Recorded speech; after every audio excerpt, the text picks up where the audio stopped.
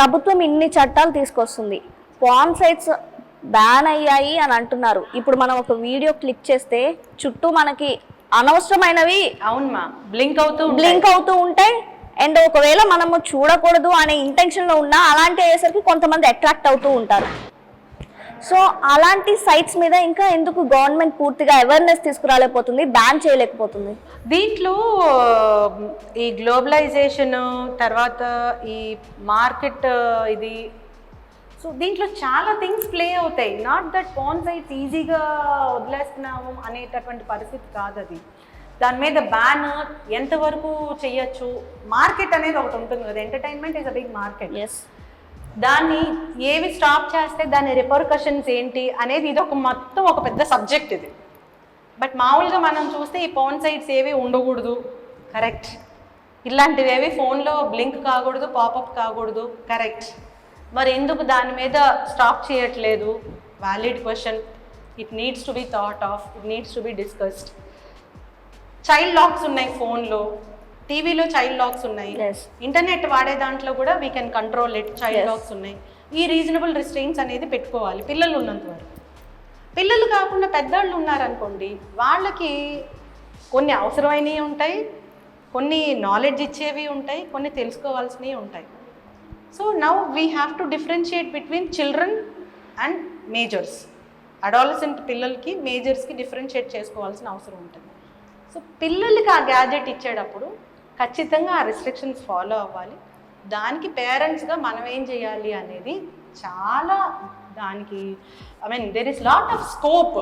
కాకపోతే మనం దాని మీద మైండ్ పెట్టట్లేదు. ఒక టీవీ ఇంటికి తీసుకొచ్చాం, ఏ ఛానల్స్ నీ పిల్లలు చూడాలని నువ్వు అనుకుంటున్నావు అనే దానికి నీ కంట్రోల్ ఉంది. యాక్చువల్లీ మనకు తెలియదు, అది మనం దాన్ని వాడట్లేదు. మనం ఏం చూస్తున్నామో పిల్లలు కూడా అదే చూస్తున్నారు. అది నెంబర్ 1. సో పేరెంటల్ కంట్రోల్స్ కానీ చైల్డ్ లాక్స్ కానీ ఖచ్చితంగా ఉన్నాయి, దాన్ని మనం చేసుకోవాలి. పాన్ వెబ్సైట్స్ టోటల్గా బ్యాన్ అవ్వచ్చు కదా అని మీరు అన్నారు, అదే it is a different subject. టోటల్గా అసలు పాన్ ఇండస్ట్రీనే ఉండకూడదు అంటే అదే మంచి వాతావరణం. నేను కూడా దాన్ని ఎంకరేజ్ చేస్తాను. That is good for me also, as a lady also I feel it is good. But దాని ఇంపాక్ట్ ఏంటి, అది ఎటువంటి ఇండస్ట్రీ అనేది ఇప్పుడు మనం చర్చించలేము. It is all again in the gamut of the government of India or government of Andhra Pradesh, whatever it is. Sir but మీరు అన్నట్లు ఈ వీటిని కంట్రోల్ సిస్టమ్ అంటున్నారు కదా, కంట్రోల్ సిస్టమ్ అనేది ఫోన్లోనూ ఉన్నాయి. ఈ రోజుల్లో పిల్లలకి మనం ట్యాబ్స్ ఇస్తున్నాం ఆన్లైన్ క్లాసెస్కి, దాంట్లో కూడా కంట్రోలింగ్ ఉంది. పిల్లలు ఏం చూస్తున్నారని నేను తల్లిగా తెలుసుకోవడానికి నాకు ఆ ఫెసిలిటీ ఉంది. విషయం ఏమంటే పేరెంట్స్కి అవేర్నెస్ ఉండాలి. ఒక గ్యాజెట్ కొనేటప్పుడు, నేను పిల్లల కోసం ఒక ఫోన్ కొంటున్నాను, లేకపోతే ఆన్లైన్ క్లాసెస్ కోసం ట్యాబో లేకపోతే ఇంటర్నెట్ ల్యాప్టాప్ వాట్ ఎవర్ కొంటున్నాను, కొన్నప్పుడు బై డిఫాల్ట్ నేను నేర్చుకోవాలి ఏమేమి నేను రీజనబుల్ రిస్ట్రిక్షన్స్ పెట్టగలను, నేను ఏ విధంగా పిల్లల్ని జాగ్రత్తగా చూసుకోగలను, అది ఖచ్చితంగా ఉండాలి అనేది ఎన్ఫోర్స్మెంట్ రావాలి. సో ముందు పిల్లలకి అవేర్నెస్ రావాలంటే పేరెంట్సే అవేర్నెస్ క్రియేట్ చేయాలి, మనం అవేర్నెస్ తెచ్చుకోవాలి. మనకు అంత ఓపిక ఉండాలి, అంత తీరిక ఉండాలి.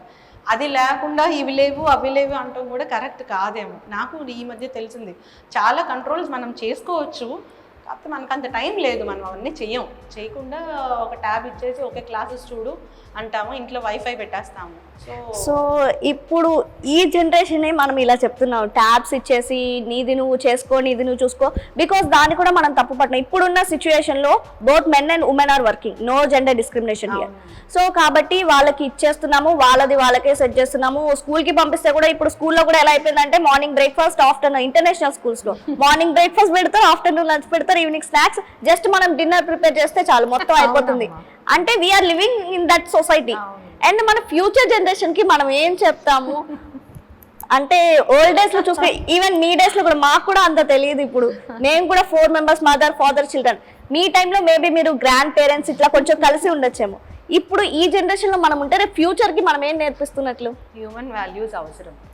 సో ఎడ్యుకేషన్ సిస్టమ్ అనేది కేవలం కమర్షియల్గా మార్క్స్ కోసమే కాకుండా వాల్యూ బేస్డ్ మోరల్ ఎడ్యుకేషన్, అందుకు విలువలతో కూడినటువంటి విద్య అవసరం అని మాట్లాడేది దానికోసమే.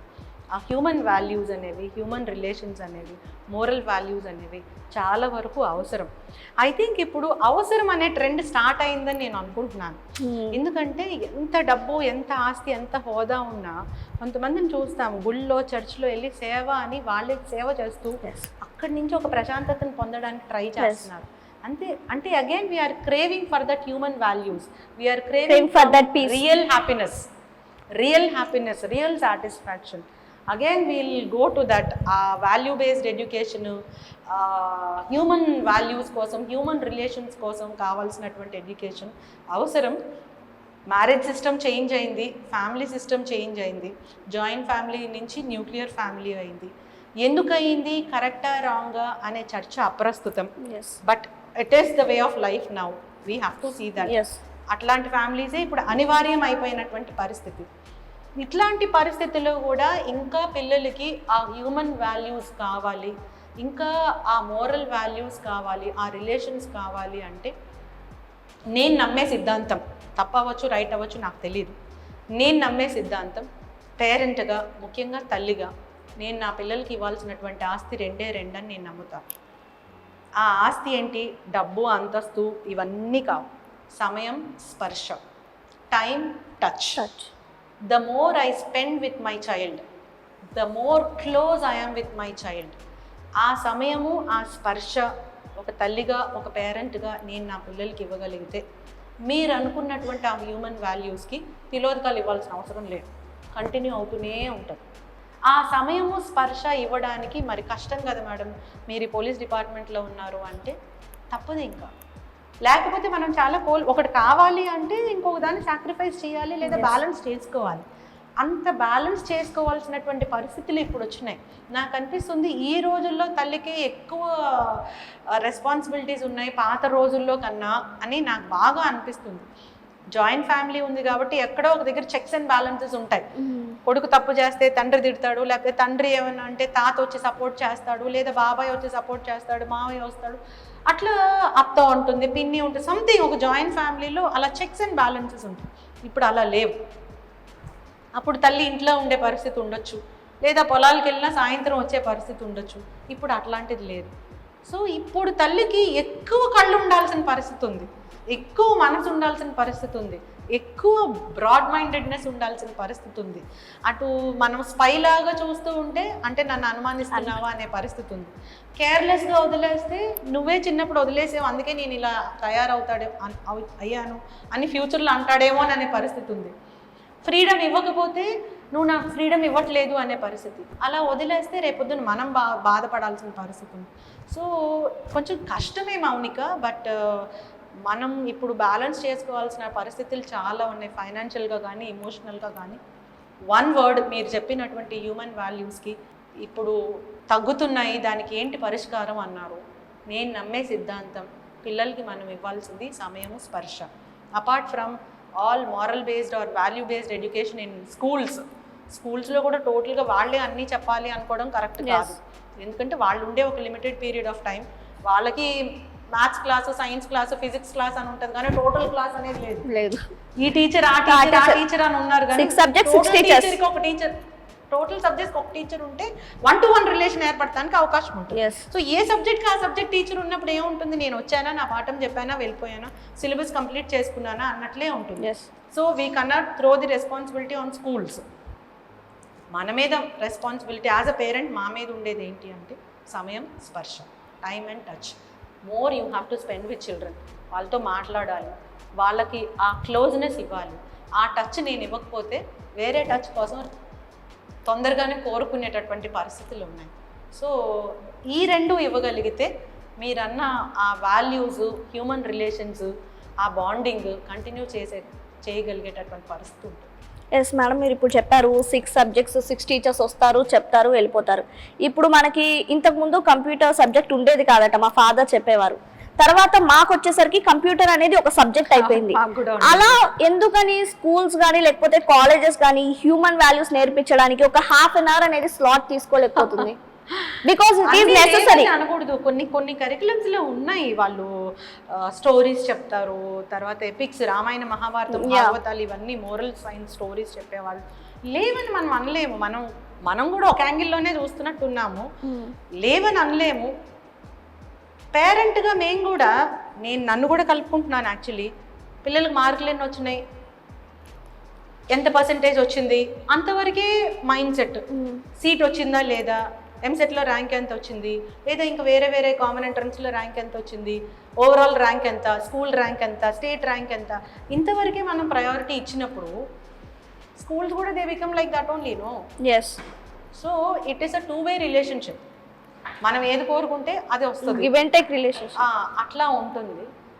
అలా స్కూల్స్ అన్నీ ఇలానే ఉన్నాయా అంటే కూడా కరెక్ట్ కాదు. నేనే చాలా స్కూల్స్కి వెళ్ళాను, వాళ్ళు చాలా బాగా చెప్తారు, అరే నేను కూడా ఇలాంటి స్కూల్స్లో నా పిల్లల్ని చదివిస్తే బాగుండు అని నాకు అనిపించిన పరిస్థితులు కూడా ఉన్నాయి చాలా.